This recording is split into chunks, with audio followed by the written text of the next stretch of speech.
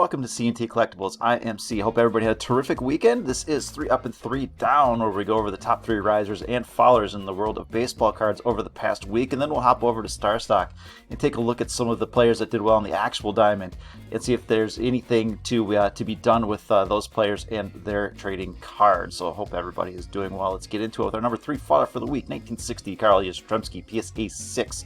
Top of the range, bottom of the range. So we've seen this before. Big moves up lead to big moves down. A lot of symmetry in the market, but also when you have big moves down, you can have big moves up, and you're sitting at a spot where buyers have stepped in before after a large drop. So if this is a card you're looking for, there's maybe something to be done with that. Number 3 riser for the week, Topps Chrome, Gavin Lux Refractor. So saw this one a couple weeks ago with a big move up. Notice it was top of the range here. Said look for a drop, and you got it. So there it is. Now you're just going to have sideways. A couple buyers are stepping in here. I haven't even looked at what he's done recently.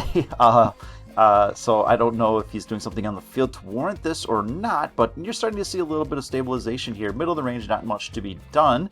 But if you get a drop into that, call it $60, $70 area, and you're looking for a PSA 10 refractor, could be interesting.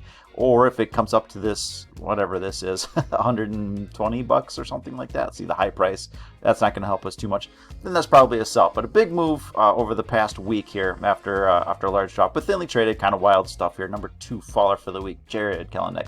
This was a buy the rumor, sell the news type deal. The trend remains down, so he's down 35% for the week here, hovering in an area around $50. This is the raw chrome refractor. Another area where there has been some buying in the past. We'll see if we can hang on to this. Otherwise, you're going to start dropping down rather quickly because there's very little buying in this area here. But again, they're in a zone where there's been enough interest, and this may be a decent level of support for this card, worth watching if you're interested in that one. All right, number 2 riser for the week, Wade Boggs. He ate his chicken this week, up 67%. So a lot of consolidation, breakout. Then you came back to an area where there was a number of buying here. Very quick move down. And so again, we know this. Small moves down equals big moves up, and vice versa.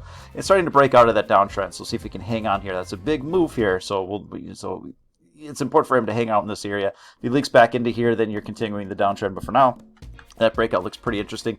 And that's the PSA 9, $179. So it looks like a buy it now. So we'll see if that's legit. I'd rather see that price happen on an auction, but you don't always get what you want here. So, all right, our number 1 faller for the week, also down 35%. So these are all within percentages of each other here. So the 3 fallers down 35% just for the week. So nothing getting truly hammered this week. I mean, that's a big number, but we're not seeing that down 60, 70% for the week that we had seen recently. So maybe there's some stabilization. All right, anyways, Mickey Mantle, Hank Aaron, a couple of alright players here. So a lot of buying up in this area here, but leaking down out of that. So the question is, do the people that bought up here, do they cut bait, or are they just collectors that are really happy to have the card? Or are they saying, oh geez, I'm getting rid of this thing, and it drops down to that $150 area? So remains to be seen. Number 1 riser for the week, Shohei Ohtani. This is the BGS 9.5, up 96%. So it continues to have a pretty incredible season, getting it done at the plate, getting it done on the mound.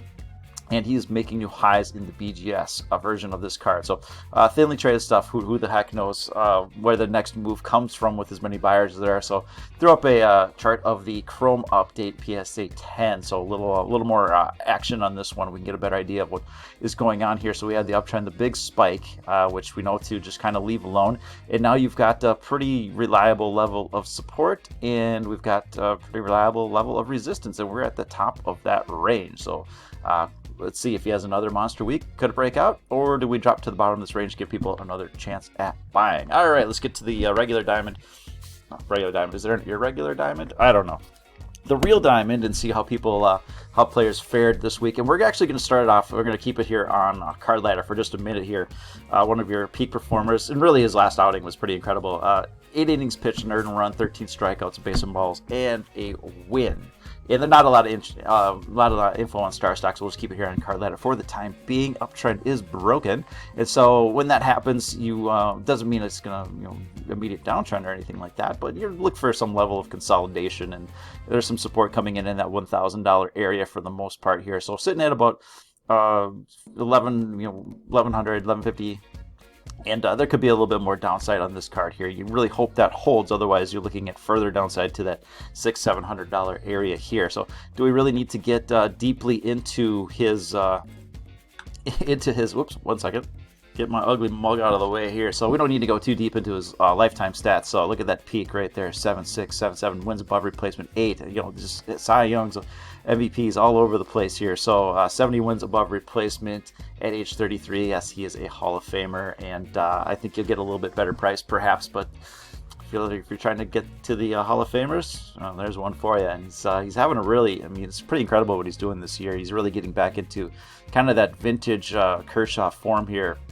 Vintage Kershaw was insane. So a really good version of Clayton Kershaw's strikeout rate, climbing above 10 for the first time in a few years, pitching at a 2.8 ERA level, and getting some run support. So that's not gonna hurt things at all here. So all right, another pitcher had a very, very nice week here. Whoops, that is Mr. Kyle Gibson, one of my favorite pitchers. He was with the Twins for a long time. So 7 innings pitched, 1 win, 10 strikeouts, and a base on balls. Having a really, really terrific season here. So 33 years old. 14 wins above replacement, so you have to put him firmly in your trading basket here. It's not a long-term, if you're a collector, great, but not a long-term, buy hold type deal here. So, but you can see what he's done this year: 6-0. Strikeouts, not a huge strikeout guy by any stretch here, but he's really been able to reduce his walks. Pitchers are getting unlucky against him. He's getting pretty fortunate leaving guys on base. When someone gets on base, he strands them at a pretty high level. So you could see some regression, and the numbers show that as well. He's pitching at a 2 ERA level.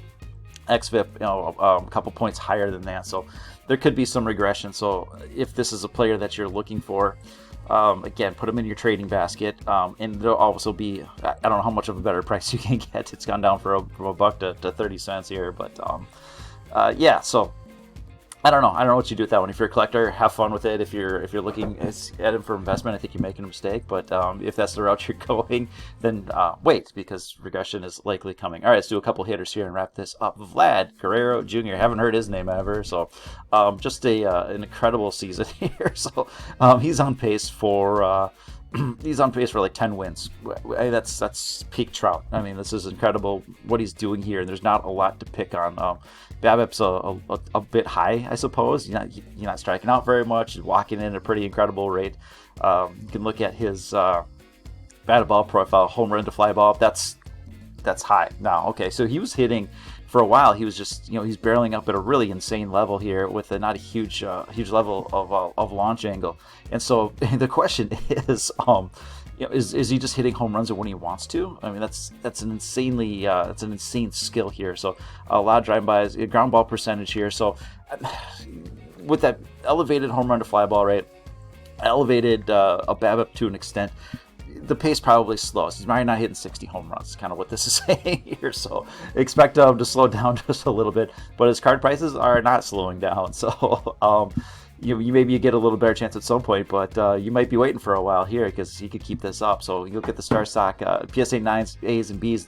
Those are all ripping here. A couple weeks ago, Vlad made the list because he's awesome, and he's going to be player of the week a few times. But probably not the last we've heard of him here. So, but we looked at the A's here. We'll just clear this off and saw the A's. It's like, why are these going down when the B's are ripping?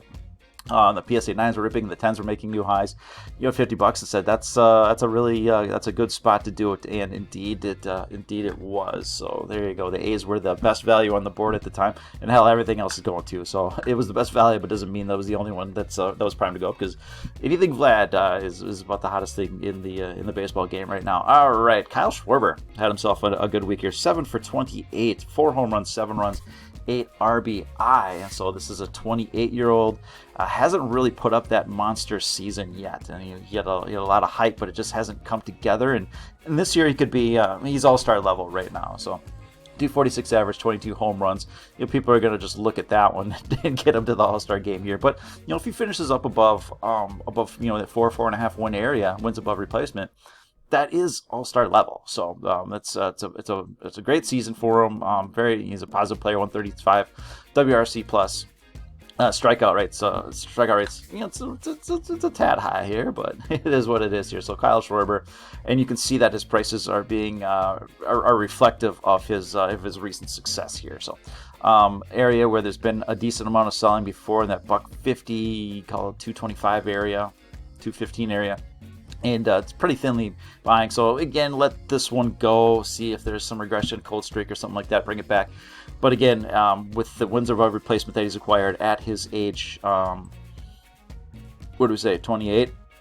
Put him firmly in your trading bucket. This is not someone just to buy and sit on forever. All right, finish it up here. Joey Gallo, one of my favorite players, and I've got a decent amount of his stuff without really running the numbers because I don't care because I like him, and that's, you can do that too. That's why it's a hobby. So 27 years old. For the week, he was 6 for 29, 4 home runs, 6 runs, 8 RBI. So again, we're looking at a 27-year-old with not a ton of wins above him. He was on pace for a monster season in 2019.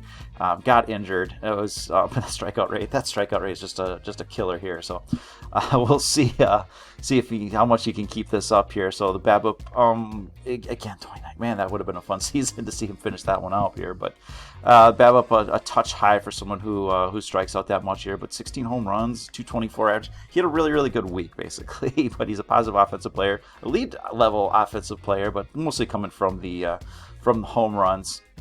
And it's tough to without that 5 or 6 win season at this point here, tough to put on any sort of long-term track here. But in the short term, if you're interested in anything, in Joey Gallo, if you believe he can keep this up at an interesting spot. But again, this is a card that you would want to pull the hook on sooner rather than later, rather than sit on long term. So, all right, that's what I got for you. I might have time for one more video this week. I'm a little hesitant to do the chart blast. I'm just seeing a lot of similarities in other market reviews. I mean, actually, verbatim, what I've been saying, verbatim used in other market reviews. So I'm a little hesitant to put my info out there, put too much time into that. So I hope you understand. And I think you guys are terrific, but you're also really, really creative. You can come up with different ways to say things, and we can all share information that way. But again, I'm a little hesitant to throw that back out there at the time being. But I want to do something, and here it is. So I hope everyone has a